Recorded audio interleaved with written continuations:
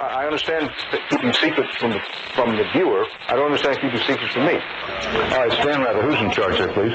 That would be you. Unfortunately, so little civics is taught in schools these days, but everybody gets free laptops at Charlottesville schools, or at least the freshman class do. But you won't get to know any civics. But maybe you can look it up in Google civics, and see what happens. Is what you told me right that factored all the prices out? It's going to be something like $1,100 laptop per student. Yeah, I think that's the math. I have to go get the actual math. All right, check this out. You could buy every freshman student there a top-of-the-line iPad and save $400. But that's a government expenditure. Why would we want to save that money, Chris? Well, because you'd get something better and I don't save other people's money. More useful. We get into that coming up today. We got all kinds of things going on. We got some strange things going on in education reform. Also, what was the Egypt? Some things happening in Egypt with egg on the or to stay correct, ovum on the president's face, because intelligence is a rather usefully wound net, isn't it? Sorta. We might even get into some Ray Kurzweil. And also Sonny Johnson from the Frederick Douglass Foundation of Virginia regarding Planned Parenthood and what it does to the black community, and real good ways to fight it. I understand the videos are great, but I want to start off with something real quick here. That the state Senate in the Commonwealth of Virginia is apparently got some Republicans who want to take some shots at the Attorney General of the Commonwealth, and I don't know why Republicans would, unless they didn't like him when he was in the state Senate. I can't figure it out. But they've decided that he needs to account for every single minute of his time. Can't get the University of Virginia to do that. And when he sends the CID, and they've cut his budget. So I went to our nearest friend in the state Senate, to Mark Obenshain, to ask him what in the world is going on with the state Senate and Ken Cuccinelli. Mark, thanks for joining us. How are you doing today? Hey, I'm great. Thanks for having me today. Hey, Mark. It's our pleasure. I know you were concerned because apparently dissent is no longer appreciated in the state Senate either. Is this all tied together? Well, you know what? I tell you, I came into the state Senate back in 2003, and there was a guy sitting right behind me in the Senate named Ken Cuccinelli, and he wound up being my seatmate for 3 of the years that I served in the Senate. And, every once in a while, we did feel like lonely voices on the right side of the chamber. And, we get elected to go to Richmond to cast votes on controversial issues. And for some people, I think, who feel like, they'd like to do anything but cast votes on controversial issues. And every once in a while, people get put in an uncomfortable position. They have to state their position and wind up upsetting people. And as a consequence, they're upset at the people who force their hand. And Ken and I have been in that situation, frankly, for a long time. Not intentionally, but we're just trying to do the people's work and trying to do what we get sent to Richmond for. What is this? Chris is fairly sure that this stuff won't make it through when you reconcile the budgets. These budget lines about, making Ken Cuccinelli and the Attorney General's office specifically, not just Ken, account for every single minute of all the time spent on anything that the office is doing, in a fairly patent attempt to try to diminish the amount of time or quantify the amount of time Ken is using to defend either health care or investigate the UVA ClimateGate issue. And it's only been a day, and you figured that out already. That's really good. Well, that's why I think it's ironic. We can't get UVA to find an email server, but they want the Attorney General's office to tell us every minute spent on every day on every pursuit of the Attorney General's office. Well, you look at the activities of the Attorney General's office, and I'm one of the big fans of the Attorney General. I've worked closely with him, but fair-minded people may disagree about some of the actions that he's taken. I know that he's stepped on some toes in the Charlottesville area in some respects, but what the reaction has been totally out of proportion to the actions of the Attorney General's office. It's tantamount to throwing the proverbial baby out with the bathwater. The actions of Senator McEachin and Senator Peterson to try and cuff the Attorney General, prevent him from investigating any cases of fraud anywhere in colleges and universities across Virginia, wholly out of proportion. I mean, this is clearly, it's taken on political overtones. Let them duke it out in the court of public opinion. And what has happened over the course of the past couple of days is it has been a little bit of political retribution over the EPA, over health care, and a variety of other things that the Attorney General's office has been in. They can't point to the fact that the Attorney General has hired out expensive outside counsel and spent all these hundreds of thousands of dollars.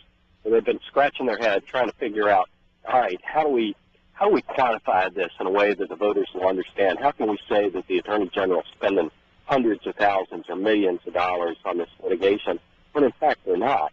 And they've come up with this notion of getting line attorneys in the Attorney General's office who, in addition to carrying their normal load, are working on these litigation projects and saying, we're going to make them keep their time so that we can turn this into more of a political issue than it already is. And it's pure retribution. Well, is it also setting up, and I worry about this because we already see it in, the defense of Michael Mann is that, the Attorney General is wasting all this taxpayer money on this witch hunt, and he's a flat earther, and blah, blah, blah, blah, blah.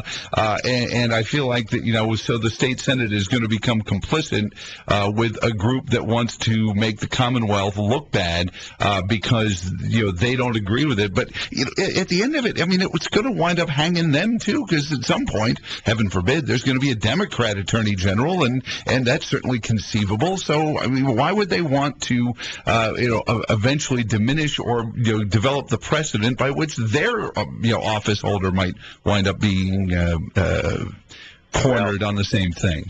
You got it exactly, and quite frankly, they don't have any expectation that this is ever going to become law. Mm-hmm. They are simply trying to fire a shot over the bow of the Attorney General's office, and they know that the House delegates is not in a million years going to approve this. Shot's been fired, point's been made, and it's never going to become law. What about the budget cut, though, of $186,000 from the Attorney General's office? I mean, that's going to hurt too. Can that be put back?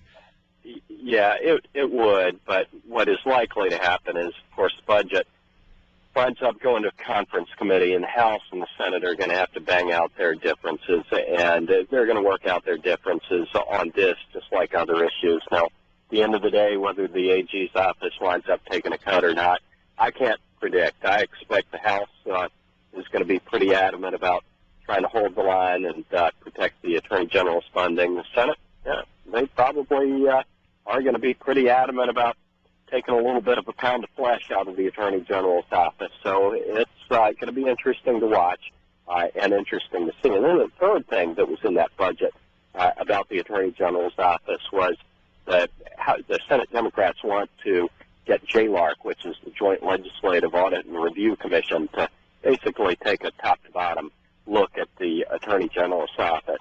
And quite frankly, the Attorney General is about 4 steps ahead of him. He's already commissioned somebody to come in. My understanding is take a good hard look at that office. So, I'm all for transparency. I'm all for efficiency. And whether we're talking about the executive branch or the legislative branch, sometimes we've got to look outside the box and consider the possibilities that there are better ways of doing some of the things that we're doing. And I think the AG is very open to that. Oh, and I don't think he's, he would probably be the first person to say that. I've talked to his press secretary enough times to know that they're all wearing like 8 hats already. So that's what was I'm friends with you on Facebook, Mark. What was the whole point about the dissent that they were trying to squash on the floor that you posted about earlier today? Well, one of the things that cracks me up, always has, is just this obsessive desire to have unanimity in the Senate on the budget. And people shake their heads and express dismay when there are a handful of people who say, I just can't support this. And there I will not support. And when a handful of us wound up pushing red and voting against the Senate budget, not because we don't like the underlying changes the governor made, but we like some of the changes that the Senate made. There are all kinds of wild suggestions that are made about potential for retribution. Most of them are just idle talk and just angry talk, but it just is, it's amazing. Every year, the long knives come out this time of year, and just the compulsion to try and present a unified front in the fight between the Senate and the House is, frankly, kind of a vestige of many years ago when when this Commonwealth of Virginia was run by one party. There really was the Senate versus the House. Now we believe it or not, and some of our members of the Senate need to be reminded of this every once in a while. We are a two-party state, and frankly, there are going to be Republicans, there are going to be conservatives in the Senate who are going to disagree with some of the liberal notions that work their way into a budget every single year, invariably, and they're in there this year. So they shouldn't have been surprised, and I seriously doubt they were legitimately surprised. Well, Mark, we appreciate your look inside and under the hood, and keep up the great work, and we'll keep following you on Facebook. And if you join the Afternoon Constitutional Friends and Followers Network, you'll see Mark's tweets out there as well. And keep us in your hearts and dissent, because I remember somebody named Mason and somebody named Henry dissenting on some government document that came down, written by a Virginian too. Indeed, indeed. Well, I don't do it just for the sake of dissent. There are many things we can work together on, and many things we do, but on important issues of principle, it's absolutely critical for us to stand up and be counted, and I appreciate your encouragement. And I'd urge your listeners who share those basic fundamental principles of individual liberty, limited constitutional government, for them to look me up on Facebook, too. I'd love to befriend them as well. Well, very good, Mark, and we'll talk to you again real soon. All right. Thanks. Thanks so much. Have a great weekend. You too. Thanks, Senator. Senator Mark Obenshain from a break room somewhere near the Capitol on the Afternoon Constitutional. And it just, people get very concerned, because, I know what they're looking to do with that is they're saying they want a quantifiable number. They can say, look at how much taxpayer money was spent assaulting the University of Virginia and assailing us. I don't even think they were looking for that. I think Senator Obenshain was perfectly right. They were just looking to score a political point out in the public and just make a statement, because they know it's never going to get past the conference committee, and it's never going to get past the House. This was never intended to become a law. This was just to dig it at Cuccinelli, pure and simple. Funny Cuccinelli story. Yeah. Real aside. Yesterday I was at the MDA lockup before the show, and I texted a lot of people saying, "Hey," and I wrote the text message, "Been locked up by MDA." Or help, I've been locked up by the MDA. Mm-hmm. I got a call from somebody yesterday asking, what did Joe do? And this actually made the news on our Roanoke sister station affiliate down there as well. But I texted lots of people until I probably got about halfway through my texting before I realized my phone wasn't telling people who was texting them. But in most cases, unless people have your name in their address book associated to that phone number, it just pops up a phone number. Well, no, I can actually tell my phone to put a stamp on a text message or anything like that. It's kind of like the way emails get a little postscript that says who you are.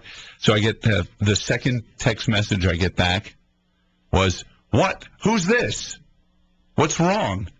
From Ken Cuccinelli. Nice. And I can see him in a meeting getting some text message saying, "Help, I've been locked up by MDA." And he started thinking about, what's an MDA? I know what an ADA is. I mean, who is this? And what does he want me to do? And oh my gosh. Nice. And that was a quick and a long-winded text Technology is not your friend. Stop it. That's not what it is. It is the Afternoon Constitutional, though, on the You're At Here Radio Network.